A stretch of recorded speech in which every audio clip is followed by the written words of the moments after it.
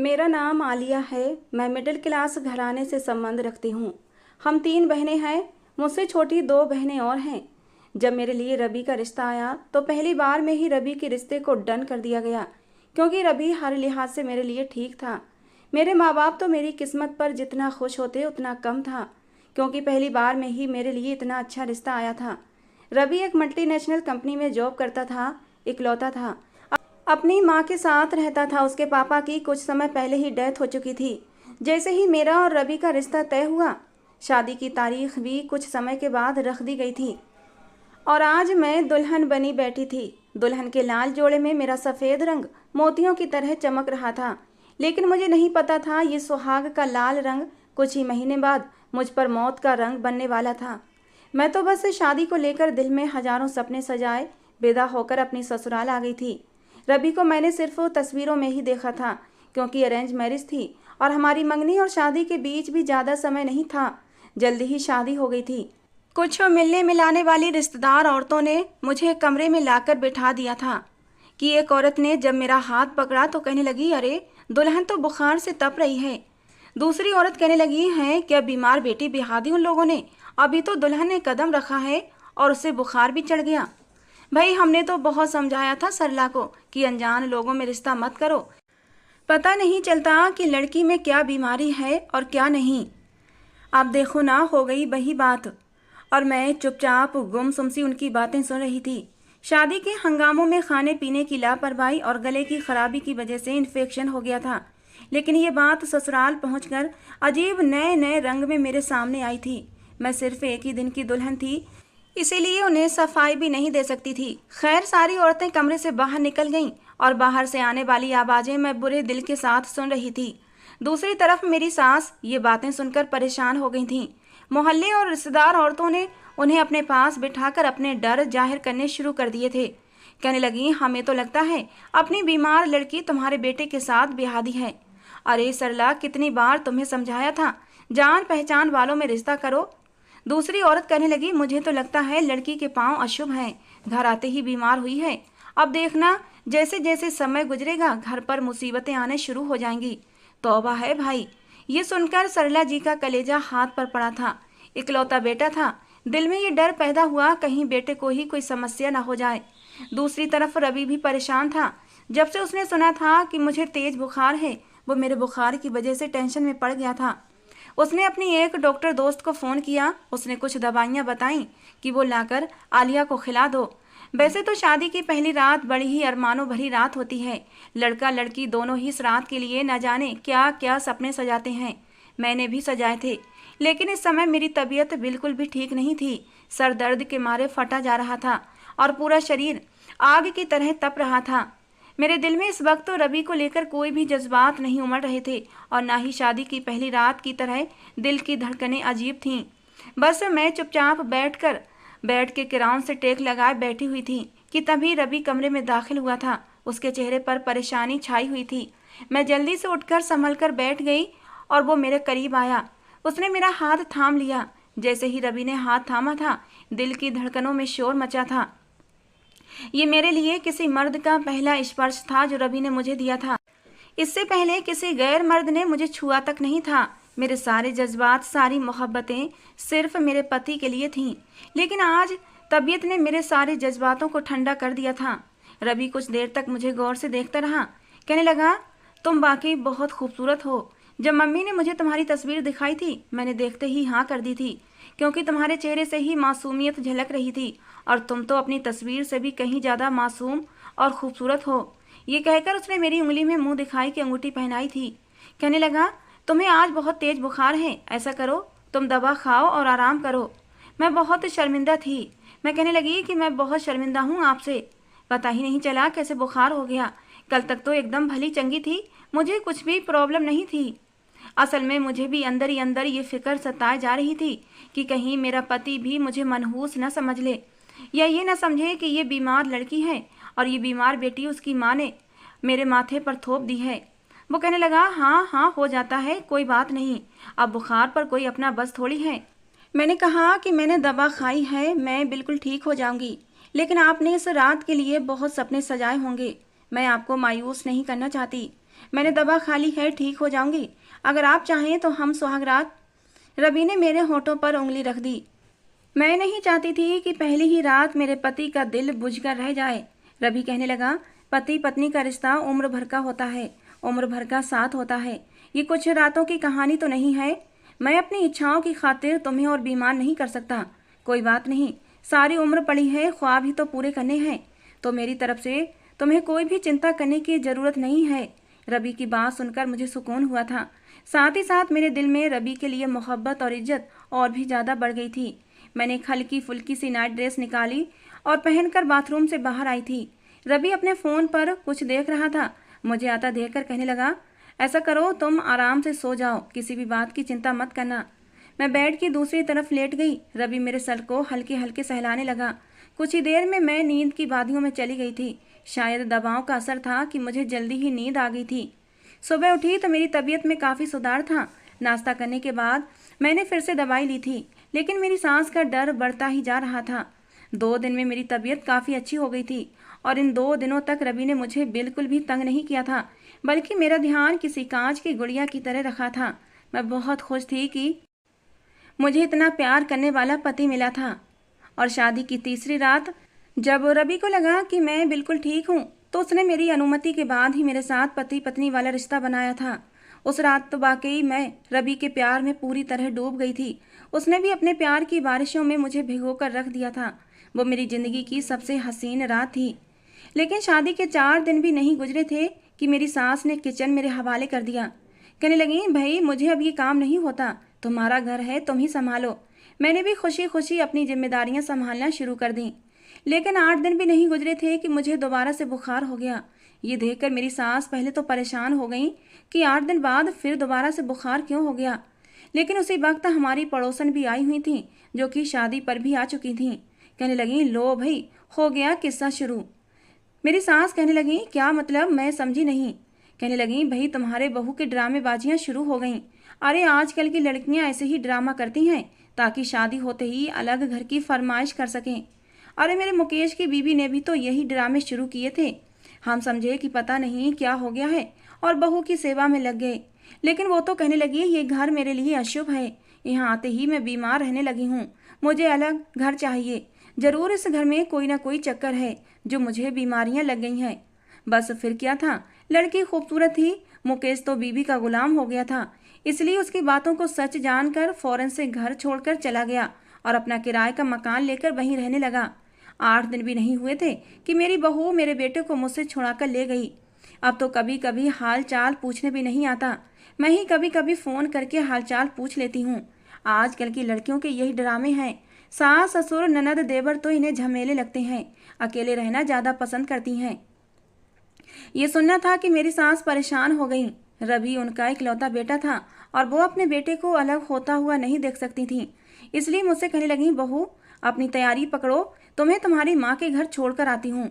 मैं तुम्हें इसलिए थोड़ी लाई थी कि आते ही तुम बीमार पड़ जाओ और बजाय मेरा घर संभालने के मुझ पर बोझ ही बन जाओ।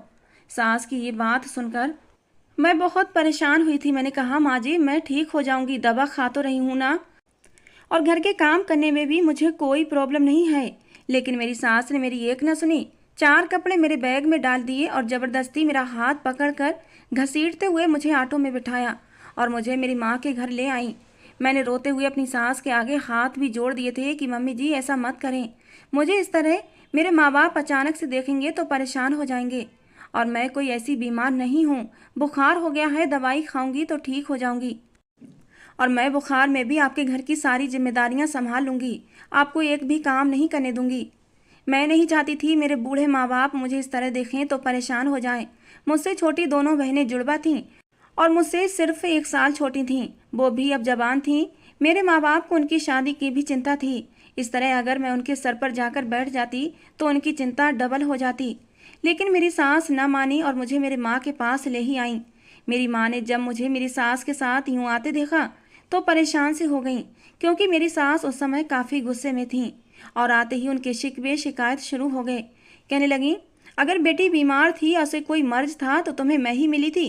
अरे मेरा बेटा तो इकलौता है, अगर वो बीमार पत्नी को संभालता रहेगा तो काम क्या करेगा और घर कैसे चलाएगा। थका हारा ऑफिस से आता है और फिर तुम्हारी बेटी की सेवा में लग जाता है। इतनी तो उसे अपने खाने पीने की भी परवाह नहीं होती, लेकिन तुम्हारी बेटी की बड़ी चिंता होती है। इसे संभालो और अगर ठीक हो जाए तो हमारे घर भेज देना। मेरी माँ कहने लगी, बीमारी का आना जाना हमारे बस में नहीं है बहन जी, और शादी से पहले तो कभी भी आलिया इस तरह बीमार नहीं हुई। मेरी माँ की बात पर मेरी सास को विश्वास नहीं था। वो कहने लगी, बहन सच तो तुम जानती हो, मैं नहीं। खैर मैंने शादी इसीलिए नहीं की थी कि बीमार बहू की सेवा करूं। अरे मेरी बुढ़ी हड्डियों में अब इतनी जान थोड़ी है। ना जाने कितनी बातें सुनाकर मेरी सास अपने घर वापस आ गई थी।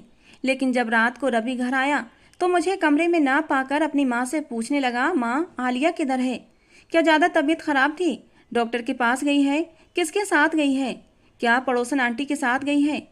रवि ने एक ही सांस में ना जाने कितने सवाल अपनी माँ से कर डाले थे।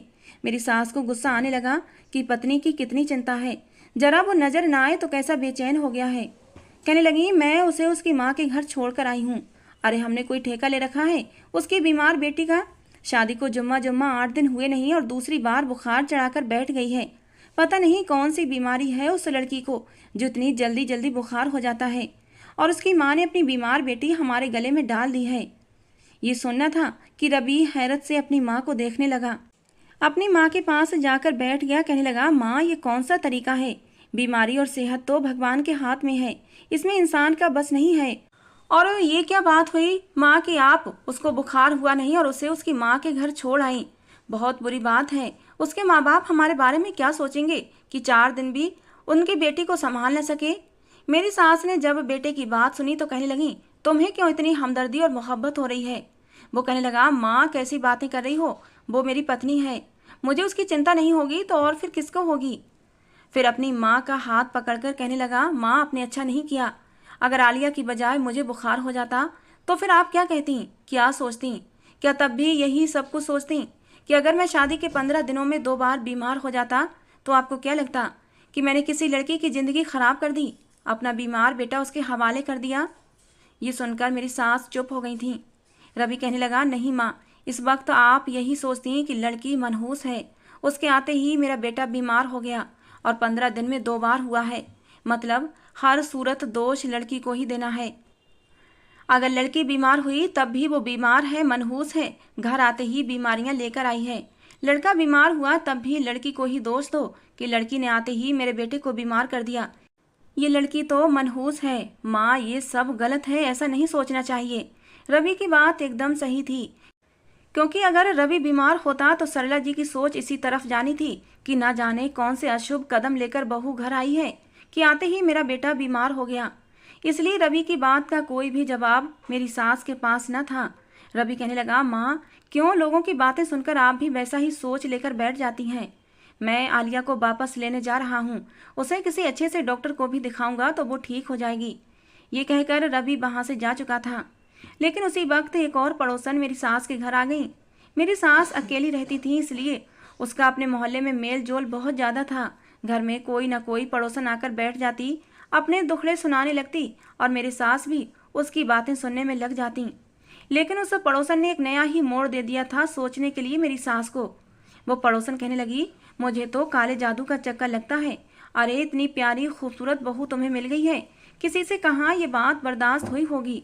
तुम मानो या न मानो, लेकिन मेरा अनुभव कहता है तुम्हारी बहू पर किसी ने काला जादू करवा दिया है। अब उसका तोड़ करवाओ, वरना दिन ब दिन समस्याएं बढ़ती ही जाएंगी। ये सुनकर मेरी सास तो और भी ज़्यादा परेशान हो गई। कहने लगी, बहन तुम ही बताओ, मैं तो कहीं आगे पीछे जाती ही नहीं, और आजकल कितना फ्रॉड है, समझ नहीं आता कौन ठीक है कौन गलत, कि किस बाबा के पास जाऊं और किसके पास ना जाऊं। पड़ोसन कहने लगी, हाँ मैं एक ऐसे बाबा को जानती हूँ कि उसके जादू में बड़ी ही ताकत है। हर काले जादू का तोड़ उस बाबा के पास है, लेकिन उसके लिए तुम्हें अपने बेटे से बात करनी होगी। मेरी सास कहने लगी, हाँ हाँ मैं रवि से कह दूंगी, उसने आज तक कभी मेरी बात नहीं टाली है, और वो तो वैसे भी आलिया की बीमारी की वजह से बहुत परेशान है। वो पड़ोसन कहने लगी, ठीक है, अपनी बहू की एक साड़ी या कोई भी ऐसा कपड़ा साथ लेकर जाना जो पूरी रात उसने पहना हो और सुबह को उतारा हो। वो कपड़ा सूंघते ही बाबा समझ जाएंगे कि लड़की पर किस तरह का जादू करवाया गया है। ये बात सुनकर मेरी सास बहुत ही इम्प्रेस हुई थी। कि अरे ये तो बड़े पहुंचे हुए बाबा जी लगते हैं, जो कपड़ा सूंघते ही पता चल जाता है कि प्रॉब्लम क्या है। उस दिन जब रवि और मैं घर आए तो सबसे पहले मेरी सास ने यही बात रवि से की थी। रवि को बताने लगी कि एक बहुत ही पहुंचे हुए बाबा जी हैं। अरे कोई भी बीमारी हो, जादू टोना हो या डॉक्टरी इलाज हो, सब कुछ फर फर तोते की तरह बोल देते हैं। अगर हम वहां पर आलिया को लेकर जाएंगे तो देखना कैसी भली चंगी होकर वापस आएगी। इतना सुनना था कि रवि के माथे पर बल पड़े थे। कहने लगा, माँ नहीं, मैं किसी भी बाबा के चक्कर में नहीं पड़ने वाला। आलिया को कोई भी खास बीमारी नहीं है। मैं जानता हूँ उसे बस ये मौसमी बुखार है और ये डॉक्टर का इलाज है। इलाज करवाएगी, खाएगी, पिएगी तो बिल्कुल ठीक हो जाएगी। मगर मेरी सास एक ही बार गुस्से से खौलते हुए अपने बेटे को देखने लगी कि तभी वहां पर मैं भी आ गई थी। बुखार की तेजी की वजह से मुझे बहुत कमजोरी हो गई थी। मरी मरी हालत में चलते हुए आई थी, जैसे शरीर में जान ही ना हो। जो कदमों पर चलकर तो आई थी, लेकिन फिर भी ऐसे हाँप रही थी जैसे मैंने मीलों का सफर तय किया हो। मैं लड़खड़ाते हुए जाकर रवि के साथ बैठ गई थी। चेहरे पर पीलापन छाया हुआ था। ये देखकर तो मेरी सास का दिल और भी उड़ने लगा था। 4 दिन की नई नवेली दुल्हन है। नई नवेली दुल्हनों जैसा कोई भी रूप उसके ऊपर नहीं चढ़ा था, बल्कि उसकी रंगत और भी पीली पड़ गई थी। मुंह फेर कर मुंह ही मुंह में बड़बड़ाने लगी थी कि मेरी तो किस्मत ही फूट गई जो इस जैसी बीमार लड़की को बहू बनाकर अपने घर ले आई। मगर रवि ने इस बार अपनी माँ को चौंक कर देखा, साथ ही साथ आंखों में कुछ इशारा भी किया था कि माँ अब फिर से शुरू मत हो जाना। खैर मेरी सास ने रवि से अपनी बात मनवा ही ली थी और रवि को भी अपनी माँ की बात माननी पड़ी। ना चाहते हुए भी उसने इस बात के लिए हामी भर ली थी। कहने लगा, ठीक है माँ, अगर तुम मेरी पत्नी को बाबा के पास लेकर जाना चाहती हो तो ले जाओ, करवा लो इसका इलाज। लेकिन हाँ, मैं किसी भी तरह की कोई गलत बात ना सुनूं। और ये रात वाले कपड़े सूंघने का क्या चक्कर है कि कपड़े सूंघते ही बीमारी सामने आती है। मेरी सास कहने लगी कि हर बाबा का अपना अपना तरीका होता है और वो अपने अपने तरीकों से ही इलाज करते हैं। और ये जो बाबा है ना, ये कमीज सूंघ कर ही बीमारी का पता लगा लेते हैं। लेकिन मेरा दिल नहीं मान रहा था कि मैं किसी बाबा के पास जाऊं और जादू टोने से इलाज करवाऊं। लेकिन फिर भी अपनी सास की बात तो माननी ही थी। अगले दिन सुबह सुबह बस में बैठकर मैं और मेरी सास उस बाबा के ठिकाने तक जाने के लिए निकल गए थे। 3 घंटे के सफर करने के बाद हम उस गांव में पहुंच गए थे जहां पर बाबा का ठिकाना था। बाबा के आश्रम पर पहुंचने के बाद मैं तो बिल्कुल बौखला चुकी थी, क्योंकि वहां पर तो औरतों की बहुत ज्यादा भीड़ थी। गांव की औरतें मैले कुचैले कपड़े और बड़े सीधे साधे हुलिये में वहां पर मौजूद थीं। वहां पर तो ऐसा शोर था मानो कोई मछली बाजार हो। जब मेरा नंबर आया तो मैं भी अंदर गई। वो अपने साथ साथ रात वाला कुर्ता भी लेकर गई थी जो मैंने रात भर पहन कर रखा था। जैसे ही बाबा ने एक नज़र मुझे देखा, मुझे अजीब से अंदाज से घूरने लगा। मुझे तो बाबा की नज़रें बिल्कुल भी अच्छी नहीं लगी थीं, लेकिन फिर भी मैं अपनी सास के हाथों मजबूर थी। अगर मैं सास को इनकार करती तो वो मुझे इस घर से चलता करने का सोच चुकी थी। जैसे ही मेरी सास ने कुर्ता निकाल कर उस बाबा को दिया तो वो बाबा उसको बिल्कुल अपने नाक के पास ले जाकर सूंघने लगा। उसने अपनी आंखें बंद करके उस कुर्ते को सूंघा था। ये देखकर मुझे बड़ी हिचकिचाहट सी हुई थी। मैंने अपनी सास का हाथ पकड़ लिया और वहीं बैठी रही। कुछ देर तक आंखें बंद करने के बाद जब बाबा ने आंखें खोली तो आंखें खोलकर कहने लगा, बहुत ही बड़ा काला जादू हुआ है तुम्हारी बहू पर। भगवान का धन्यवाद करो कि समय पर मेरे पास पहुंच गई हो। अगर कुछ दिन और देरी कर देती तो तुम मेरे पास न पहुंच पाती और तुम्हारी बहू के साथ न जाने क्या हो जाता। मेरी सास तो ये सुनकर बहुत ज़्यादा डर चुकी थी। उनके चेहरे की हवाइयाँ उड़ चुकी थीं कि किसने करवाया है इस पर काला जादू। भगवान तो उसकी नस्लें उजाड़ दे जिसने भी इस पर काला जादू करवाया है। आखिर जादू कराने वाला मेरे खानदान का है या फिर इसके खानदान वाले। तो उस बाबा ने एक नज़र मुझ पर ऊपर से नीचे तक डाली थी और कहने लगा, नहीं नहीं, तेरे खानदान की कोई भी औरत ऐसी नहीं है जो इस पर जादू करवा सके। ये तो जहाँ से आई है वहीं पर किसी ने इस पर काला जादू करवा रखा है। कोई बड़ा ही करीबी रिश्तेदार है जिसने इस पर जादू करवाया है। मगर शुक्र करो कि बहुत जल्दी ही मैं उसे अपनी कैद में ले लूंगा और जादू को तोड़ कर रख दूंगा। बस मुझे 2 किलो काजू और 2 तीतर लाकर दो। मैं ऐसा तोड़ करूंगा कि तेरी बहू की जान छूट जाएगी। हर सोमवार को 2 महीने तक मुझे ये सब कुछ लाकर देना पड़ेगा। मेरी सास घर वापस आ गई थी, मगर घर आकर उन्होंने रवि को सब कुछ बताया था। कहने लगी, मैं तो बहुत परेशान हो गई हूँ। रवि कहने लगा, फिर भी मुझे लगता है कि साथ साथ आलिया का डॉक्टरी इलाज भी करवाना चाहिए। मैं एक बाबा के भरोसे नहीं रह सकता। लेकिन मेरी सास कहने लगी, अरे रवि देखो, आलिया की तबीयत एक ही बार जाने से कैसी भली चंगी सी लग रही है। 2 महीने तक तो वो बिल्कुल ठीक हो जाएगी। डॉक्टर के पास जाने की क्या जरूरत है। 2 दिन तक मेरी तबीयत भी काफ़ी सामान्य सी लगने लगी थी, मगर कुछ दिन बाद धीरे धीरे मेरी तबीयत फिर से गिरने लगी। ऐसा लगता था जैसे मेरे शरीर को किसी आग की भट्टी पर रख दिया गया हो। मेरी हालत तो दिन ब दिन खराब होना शुरू हो चुकी थी और मेरी सास मुझे डॉक्टर के पास जाने नहीं देती थी। आखिर को 2 महीने का टाइम पूरा हो गया था और इन 2 महीने में मैं सूख कर कांटा हो चुकी थी। सास ने अब बाबा के पास जाना भी कम कर दिया था, बल्कि अब रवि को कहना शुरू कर दिया कि जब से ये बहू बनकर मेरे घर में आई है, मैं तो सारे खानदान में तमाशा बनकर रह गई हूँ कि मैं किस बीमार लड़की के साथ अपने बेटे की शादी करवा दी है। अगर ये अच्छे खानदान की होती तो अब तक मुझे पोता या पोती के आने की खुशखबरी भी सुना चुकी होती, मगर देखो तो कैसे इसके घर वालों ने अपनी जान छुड़वाकर इसे हमारे सर थोप दिया है। मैं अब अक्सर रोती रहती थी। अपनी सास की बातें सुनकर मैं अब सचमुच खुद को मनहूस समझने लगी थी। एक दिन रवि से कहने लगी, रवि ऐसा करें, आप मुझे मेरी माँ के पास छोड़ दें। जब तक मैं ठीक नहीं हो जाती आप मुझे यहाँ पर लेकर मत आना। हाँ, अगर आप चाहते हैं तो आप बेशक दूसरी शादी भी कर लें और मुझे छोड़ दें। मैं जानती हूँ आप मेरी वजह से बहुत परेशानी का शिकार हैं। ये बात मेरे लिए बहुत बड़ी बात थी, क्योंकि मैंने इतने साल अपने माँ बाप के साथ गुजारे थे, मगर आज से पहले कभी इस तरह की परेशानियों का सामना नहीं करना पड़ा था। बल्कि जब से मैंने इस घर में कदम रखा था तब से ही मेरे साथ ये सब कुछ हो रहा था। मुझे ऐसा लगने लगा था कि जैसे धीरे धीरे रवि भी मुझसे दूर हो जाएगा, मगर हकीकत में ऐसा कुछ भी नहीं था। रवि के दिल में तो सिर्फ मेरे लिए मोहब्बत ही मोहब्बत थी। उसके दिल में मेरे लिए बहुत सम्मान था। वो किसी भी कीमत पर मुझे खोना नहीं चाहता था। अपनी माँ के सामने मेरी तरफदारी में ज़्यादा बोलता तो नहीं था कि कहीं उसकी माँ ये ना समझे कि मेरा बेटा अपनी पत्नी के आने के बाद मुझे बिल्कुल दूर हो चुका है। एक रात लगभग 1 बजे के समय मेरी तबीयत बहुत ज़्यादा खराब होने लगी। मैं दर्द के मारे चिल्लाने लगी थी, दर्द के मारे जोर जोर से रोने लगी। मेरी चीखों की आवाज़ इस कदर तेज थी कि मेरी सास का हाथ उनके दिल पर गया था। कहने लगी, लगता है उस आत्मा का शरीर से बाहर निकलने का समय है जिसने आलिया को अपने कब्जे में कर रखा है। मेरी सास ने रवि को अपने पास बुलाया। कहने लगी, रवि मेरी बात मान।